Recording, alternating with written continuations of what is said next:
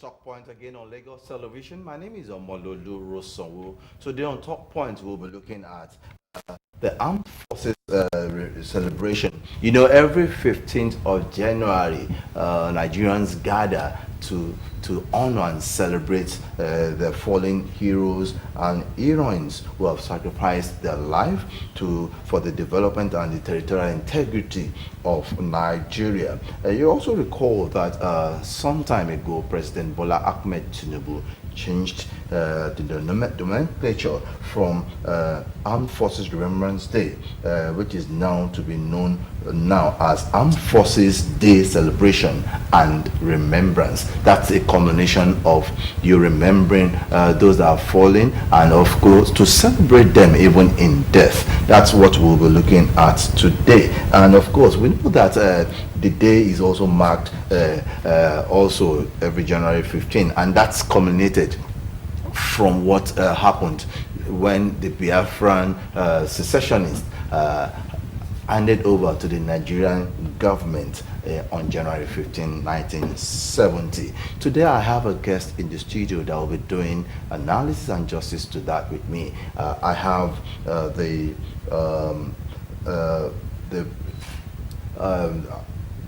I think I'm making them. I have the chairman rather of the Nigerian Legion and in Lagos State. There has a council in Lagos State, and I have the chairman of the Nigerian Legion. He is Akim Olawale Wolimo, the chairman of the Nigerian Legion Lagos State Council. Mr. Akim Wolimo, nice to have you on Top Point. My pleasure. Yes. Let me first ask you, which armed forces did you belong to before you retired? Nigerian Army. Nigerian Army. Yeah. You retired as what? As a Lance Corporal. Okay, Corporal. Okay, yes, okay. sir. Okay, yes. I just wanted to know so that yes. It's nice having you on My Top pleasure. Point. Yes, let me first ask you, can you please give us the events that led to the January 15, 1970? Yes, because I know it started 3 years before, but it ended on January 15, 1960, when the Biafran secessionists and surrendered to the Nigerian army, the Nigerian state, the federal army. What led to it? Throughout the declaration of no treat, no surrender, where the Biafran surrendered to the federal troops in 1970. That was the date. January 15, 19. The negotiation had been going on prior then, so January 15 was the date when the deal was signed, and that's the reason why the Armed Forces Remembrance Day was changed, because prior to that event, the Veterans Day was being celebrated, the war veterans were being celebrated all over the world, November 11 every year. Yeah. They call it Poppy Day in some countries, and on like that. That was to commemorate the 11th 1945, when the Second World War came to an end, and that was a global thing until Nigerian Civil War 2 was put to an end January 15, and then it was switched to January 15, every year when the armed forces, that's the fallen heroes, those who lost their life in the course of that war, and those who subsequently might have lost their life in the course of protecting the sovereign integrity, sovereign existence of the country. So that is why the name, the celebration is held on that day. That's January 15 every year. Yes, okay. Yeah, it's good that you're giving us background to it, because some that are just coming of age may not really understand where there's celebration. We see people, they wear military uniform, they do a whole lot of things, and yeah, it's good that we're having that. Now, let's look at this. Is it solely, or was it solely, because it's gone now, was it solely the military?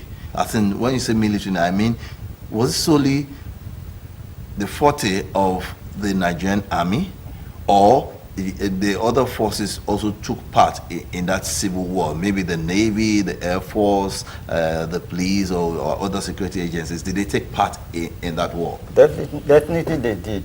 That's why it is, the celebration itself is named Nigerian Armed Forces Remembrance Day celebration. Armed Forces, that's Armed Forces combining the three forces being Army, Navy, and Air Force. Okay. So they all took part. They all took part.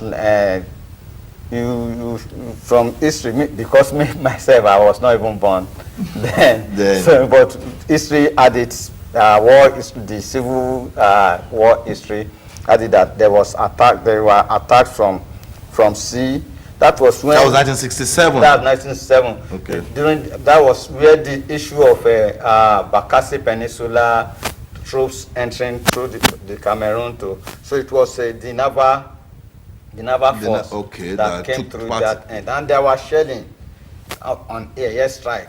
Okay. Through the Air Force. Onisha, at Aba and so on, through the Air Force. So it was a combination of the forces. Okay. Then, so the celebration is about armed forces, not the army force. Yes. Okay, not the army alone. Not the army So alone, it's a combination of all. Definitely, yes. With the civil police, were they involved too?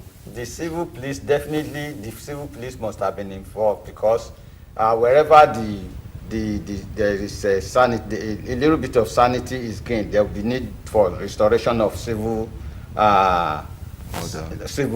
So definitely the need. Just based on what we experience in all this, what do you call it, the external peacekeeping we have gone to, wherever the sanity has been restored. So definitely the civil police will be deployed to maintain their sanity there in a civic manner.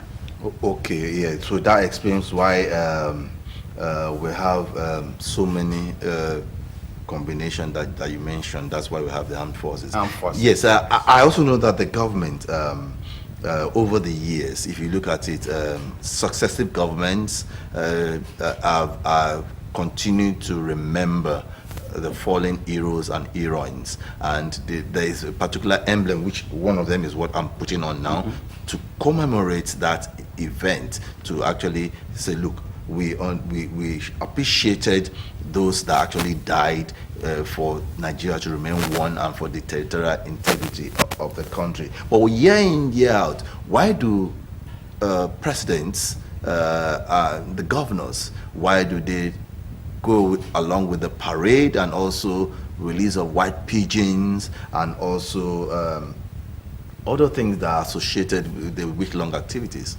Well, I want to believe that the celebration even predates the independence itself, because the body that is being recognized as the Nigerian Legion today had the pseudo of it in 1945. It was created immediately after the civil war, and it was when those that fought in the Royal Army, then the Nigerian that fought in the Royal Army. So after they have been reintegrated back to the country after the disembarkment, so they were in Nigeria, and they observed that nothing is done, nobody is taking care of them. So some group of those that fought them came together and chose to kind of press for their rights, what they feel that are entitlement, are their entitlement. So the government recognized them, the colonial government recognized them, then promulgated a law in their respect, which recognized them as Nigerian ex-service men welfare association. Okay. So after independence, it was transformed to Nigerian Legion. Okay. So it is the duty. During that time too, the Armed Forces Remembrance was being celebrated, and pigeons were being released, and so on like that. And there is need for us to continue doing that, because it's remembrance of those who have paid the supreme price. There is nothing you can do to anyone who has lost his life than to keep his memory alive. Is there anything you can do better than that? And if they left people behind, by keeping the memory alive, by reminding people that some people lost their life because of our existence, more people will join hand in doing that. So it is a statutory responsibility for the government and the general public to do that. Remembering the fallen heroes. It's a way of saying thank you. And that thank you, because it's an eternal thing they have done, is something they have lost internally. So our gratitude should continue to be eternal. So I feel that is how it's supposed to be. The celebration should be on and on.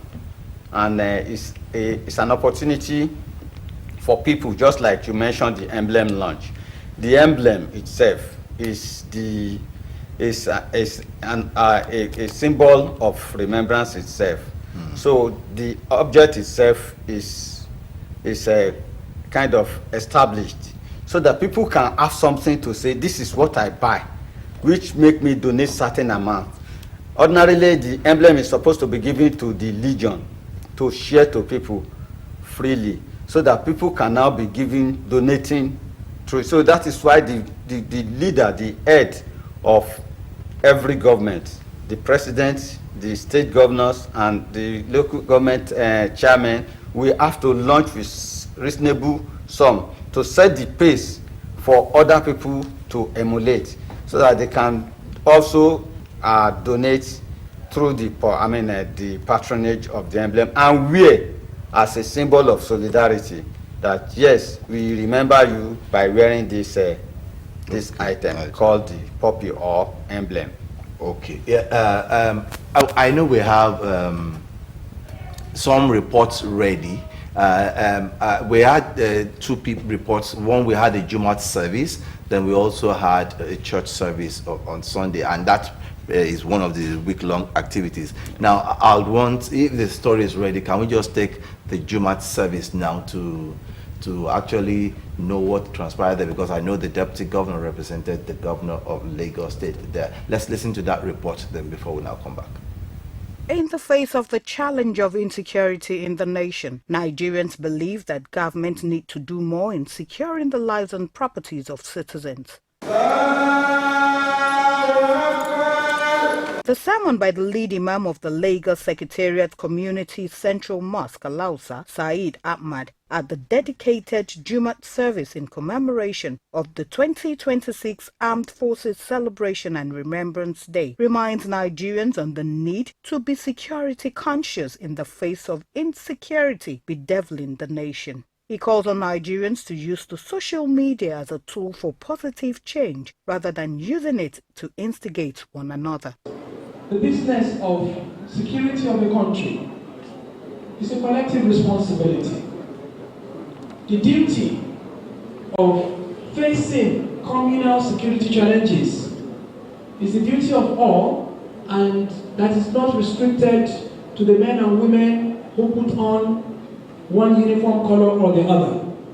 Indeed, if each and every one of us will take it upon ourselves to act, to speak, to behave, and interact among our countrymen in a safe and secure manner, each of those individuals who act in such ways would be one less problem for the security outfits to worry about. For every God-fearing, law-abiding citizen of a country, that is one less potential criminal for the Nigerian police to worry about. Representing Governor Babajide Sanwo-Olu is Deputy Dr. Obafemi Hamzat, frowns at the narrative of terrorism being attributed to Islam. We understand that a lot of misgivings are out there, a lot of misconception. We all know what exactly is the meaning of Islam. It's total submission to the will of Allah. So if you are doing anything to hurt fellow human beings, you are not a Muslim. It's as simple as that. And we must make that very clear. The Quran is very clear. If you hurt just one person, the Quran says like if you are hurting like a whole community. That's how you be judged. For the upliftment of the families of fallen armed forces, Hamzat gives encouraging words. In terms of what the state is doing, we can only talk about what is public. We are renovating military barracks and so on and so forth. We do all sorts of things to make sure that We enhance their activity because we understand and we appreciate the quality of work that they do. They protect all of us so that we can sleep. And they are not sleeping just to make sure that all of us can sleep. Also lending their voices are the Commissioner of Home Affairs in Lagos State and the representative of the Armed Forces, who charged Nigerians to continue to pray for personnel of the Armed Forces and their families. Meanwhile, the federal government has redesignated the Armed Forces Remembrance Day celebrated annually on January 15th to Armed Forces Celebration.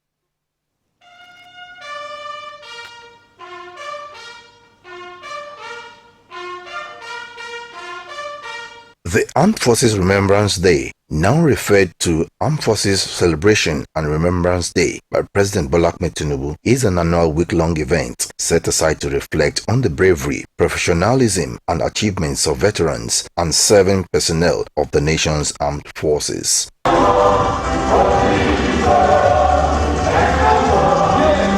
As part of activities marking the 2026 edition, a special interdenominational service was held at the Chapel of Christ the Light, Alausa, Lagos, underscoring the dual purpose of celebration and remembrance.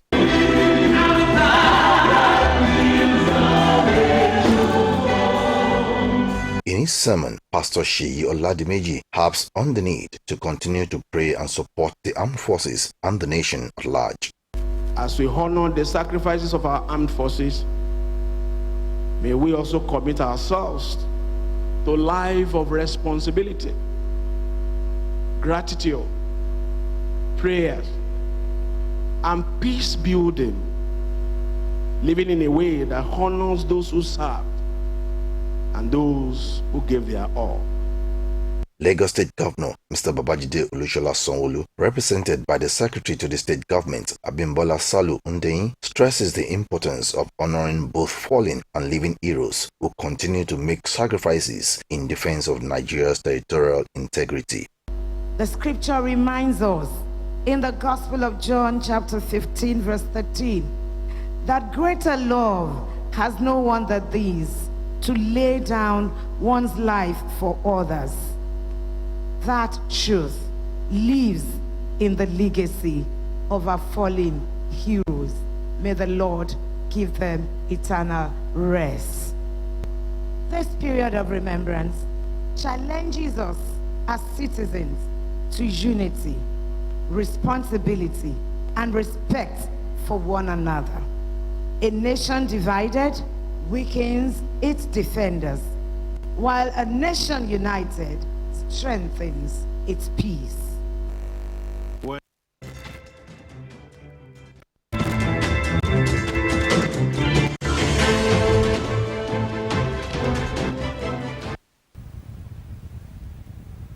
It's still Talk Point on Lagos Television, and you're welcome back. The first report we listened to was the Jumat that was held on Friday, and the Deputy Governor represented Governor Babajide Sanwo-Olu at the event. The next one that we had was just the church service that was held on Sunday, interdenominational church service, and of course the Secretary to the State Government represented Governor Babajide Sanwo-Olu also at the event. So you've listened to those things and you were also part of the event. Now, one thing I want clear is this: insecurity is an issue, not too much in Lagos, but in Nigeria. Now, how do you think these legionnaires can help in further reducing criminal activities and crime rates in Nigeria?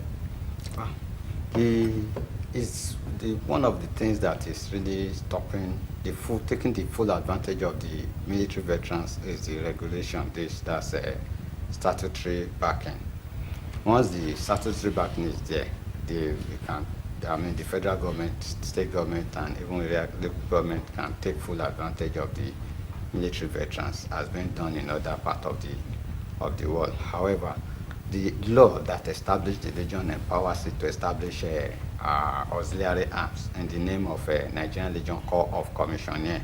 The Legion shall establish other body, recruit, train, manage, and control the Corps of Commissioner. This Corps of Commissioner are trained so that they can perform security duties, either community security or corporate security. So there's need to kind of support the Legion in kind of achieving that. Already there exists this Corps of Commissioner everywhere.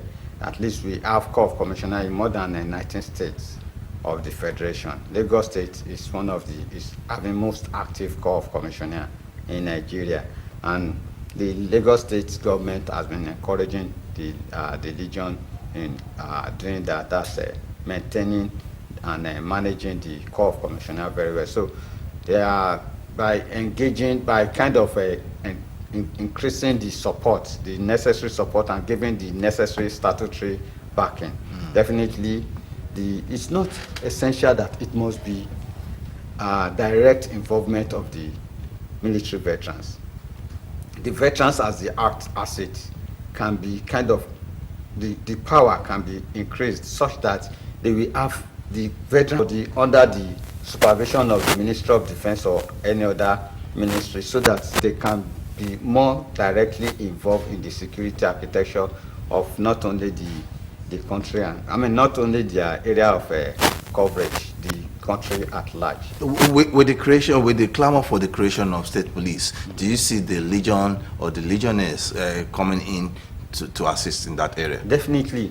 The potential, the knowledge, the residual knowledge, what the ex-servicemen has, it's not something one can just achieve within a day. It's not something you can achieve within the twinkle of an eye. The military has been there to assist building